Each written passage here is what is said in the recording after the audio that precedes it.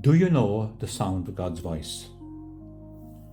One day, an American Indian was walking with his friend in busy New York.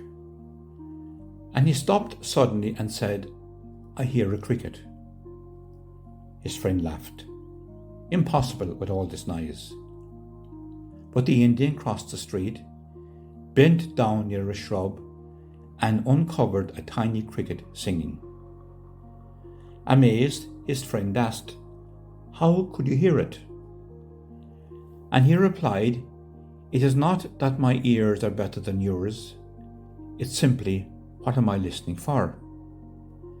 And to prove his point, he dropped a coin on the pavement, and every head turned. You see, it all depends on what you're listening for.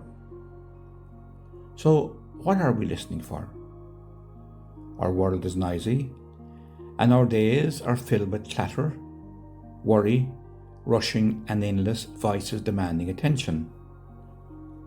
God's voice is rarely loud.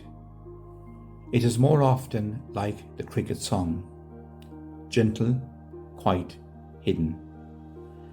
To hear God, we must tune our hearts. We must quiet the noise, even for a few moments each day.